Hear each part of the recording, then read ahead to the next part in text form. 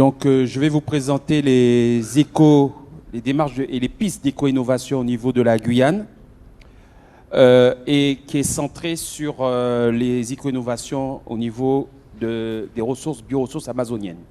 Alors, petit rappel, la Guyane, c'est 80 000... excusez-moi, c'est pas kilomètres carrés.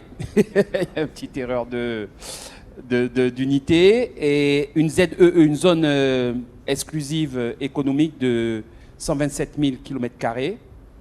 Les opportunités de développement se situent, les nouvelles opportunités de développement se situent vers l'économie bleue et vers l'économie verte, donc vers la mer et vers le terrestre. Donc on voit le plateau continental de la Guyane.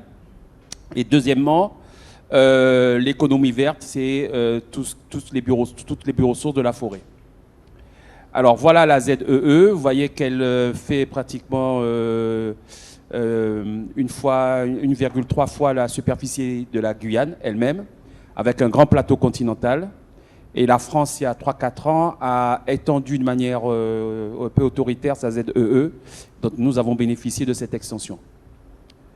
Alors, je vais commencer par la construction durable. Donc, dans le cadre, il y a un programme national qui s'appelle Territoire d'industrie.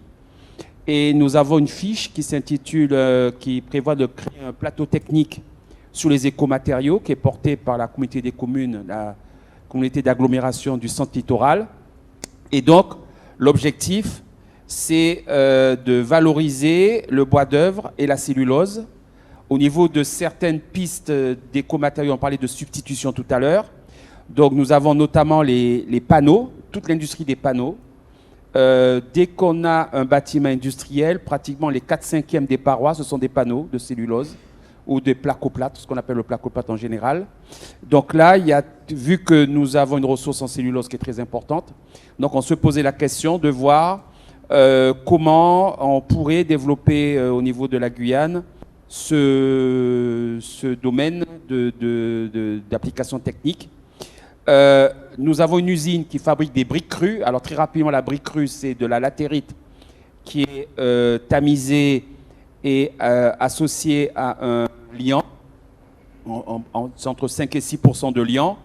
Et nous avons des briques qui ont été testées, labellisées et qui permettent aujourd'hui d'associer des briques de Guyane dans les constructions. Et également, bien sûr, associer le bois d'œuvre. Le problème qu'on a actuellement, c'est que les architectes demandent des essences précises de bois. Ce qu'on souhaite, nous, c'est qu'ils puissent demander des caractéristiques de bois. Et par rapport à ces caractéristiques, on aurait 2, 3, 4 essences. Actuellement, en Guyane, on a 4 tiges à l'hectare exploitées, 4 troncs d'arbres exploités à l'hectare, ce qui est très faible et qui permet difficilement d'amortir tous les frais, notamment les frais d'approche en termes de chemin d'accès.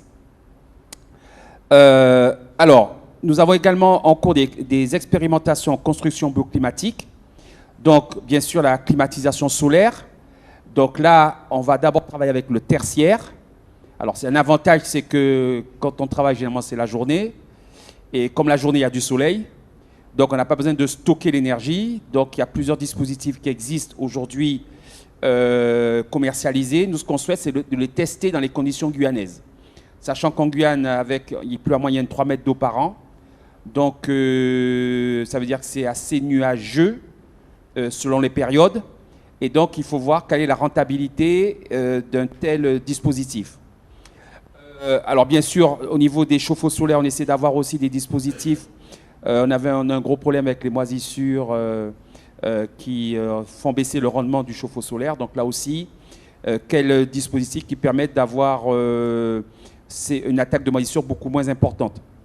Et bien sûr, la récupération des eaux de pluie, je vous dis qu'il y a 3 mètres d'eau par an, c'est un peu aberrant dans l'usage. Alors la réglementation française est embêtante, parce que notamment, on ne peut pas utiliser l'eau de pluie pour se baigner, pour la douche. Alors que l'eau de baignade, on se baigne et on ne boit pas l'eau de baignade. Donc il n'y a pas de raison dans la baignoire qu'on devienne idiot et qu'on se mette dans la douche à se boire l'eau de la douche. Donc là, il y a pas mal de pays européens qui autorisent et nous, on souhaite aussi faire évoluer cette réglementation. Et le dernier point, c'est la DOMIC. Alors DOMIC pour tous les aspects énergétiques, mais aussi pour les aspects sécuritaires. Alors, on a répondu également à un appel à projet national, territoire d'innovation. Et dans le cadre de cet appel à projet, on a présenté un projet qui s'appelle Guyane, avec un H après le G, qui tourne autour des piles à hydrogène. Alors, le principal enjeu, c'est le stockage de l'énergie. Et deuxième enjeu, c'est le mix énergétique en zone isolée. Donc, selon la puissance nécessaire, à chaque fois, il y a un mix, et le degré d'isolement, il y a un mix énergétique qui est optimisé. Donc, l'objectif, c'était, avec les partenaires industriels, de pouvoir faire un pilote sur ce mix énergétique, sachant qu'on a aussi à disposition de l'hydrogène fatal lié au spatial, mais surtout la SARA qui nous proposait de pouvoir utiliser un de ces sous-produits pour pouvoir fabriquer cet hydrogène. Alors, en énergie renouvelable, nous avons deux grandes pistes, c'est les hydroliennes en mer et les hydroliennes en rivière. Alors, les hydroliennes en mer, la France est relativement avancée en termes de démonstrateurs en hydroliennes en mer. Il y a 3 gros projets en cours aujourd'hui. Donc, nous faisons de la veille avec ces démarches. Et l'objectif, c'est de pouvoir, là pour l'instant, on est en train de faire une étude de courantologie, étudier les courants sur le plateau continental de la Guyane. Et en fonction de cette étude qui est conduite par l'IFREMER, de pouvoir négocier avec un des 3, ou peut-être les 2 ou les 3 projets en cours, pour qu'on puisse faire une expérimentation sur le plateau des Guyanes. Les hydroliennes en rivière, donc là on a une expérimentation en cours, pour également, dans certaines zones, alors le problème de l'hydrolienne en rivière, c'est qu'il ne faut pas qu'il soit trop en amont parce qu'il n'y a pas assez d'eau, ni trop en aval parce qu'on a l'effet de la marée. Donc on a un intervalle. Et le troisième facteur, il faut mettre l'hydrolienne là où il y a de l'activité humaine.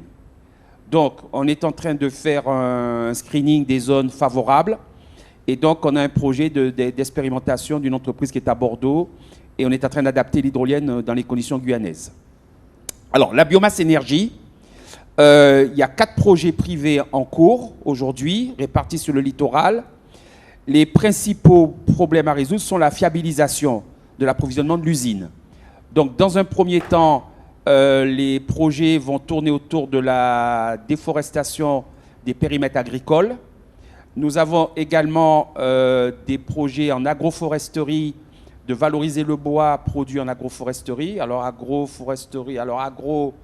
pastoralisme et foresterie.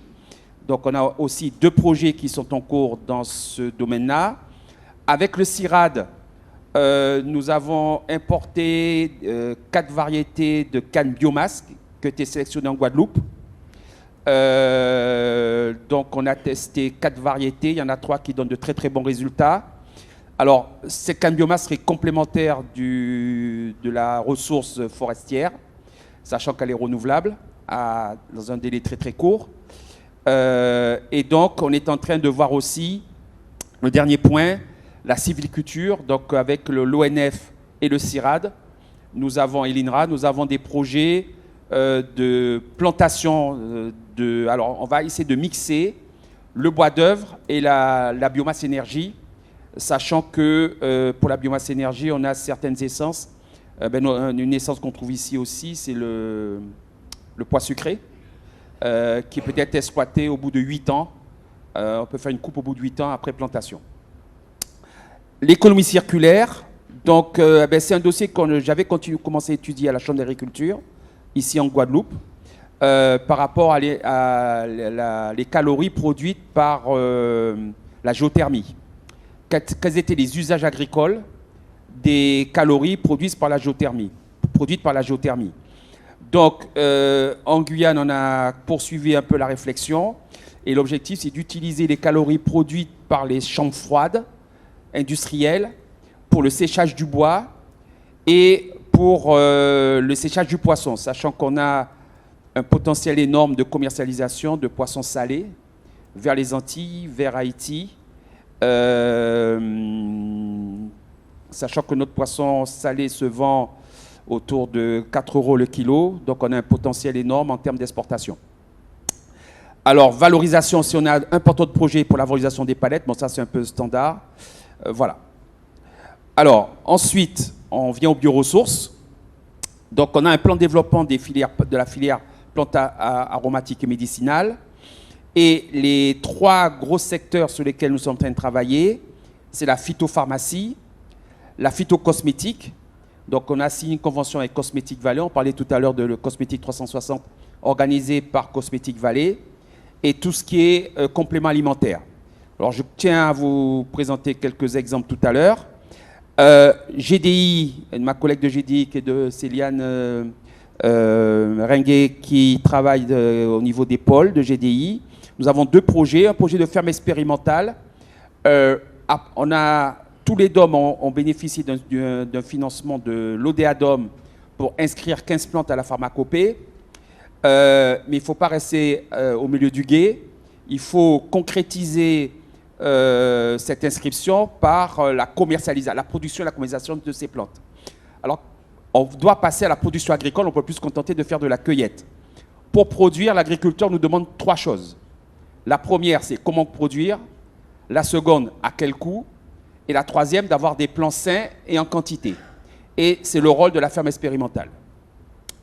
L'AL technologique, on a 5 filières, la tisanerie, les huiles essentielles, la lyophilisation et les extraits de liquides. Alors les extraits liquides de plantes, c'est une demande de l'industrie pharmaceutique qui nous ont expliqué que l'envoi de plantes vertes, fraîches, avait trop d'aléas en termes qualitatifs et donc ils nous ont demandé de leur envoyer des extraits liquides titrés. Alors, je vais vous donner quelques exemples de potentiel. Le problème qu'on a en Guyane, les ressources, elles sont là, mais on n'a pas conscience de leur valeur. Alors, quand je dis pas conscience, c'est au sens large. Les décideurs, la population elle-même. Et donc, on est en train de faire un travail pour faire prendre conscience qu'autour de nous, on a des bioressources qui ont de la valeur. Alors, je vais donner quelques exemples. On a un palmier qui s'appelle le palmier bâche localement, mais au niveau commercial, c'est le bouriti. Donc, je vous ai mis... Ça, c'est le site internet où vous avez 19,51 € pour 30 millilitres. Et si je rapporte au litre, ça fait 633 € le litre. Les Brésiliens sont en rupture de stock. Ils n'en ont plus assez. Ils sont venus nous voir. Avez-vous du bouriti en Guyane? On en a, en veux-tu, en voilà, et on n'en fait rien.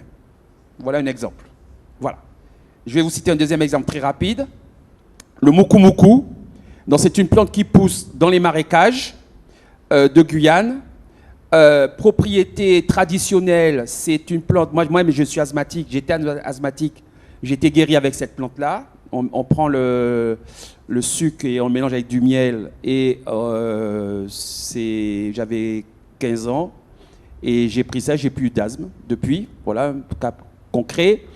Et les Amérindiens l'utilisent comme produit érectile de contact. Et apparemment, c'est très efficace. Et pendant la guerre, ils ont produit aussi de la pâte à papier avec la fibre. C'est des fibres longues qui sont blanches. On n'a pas besoin de blanchir le produit.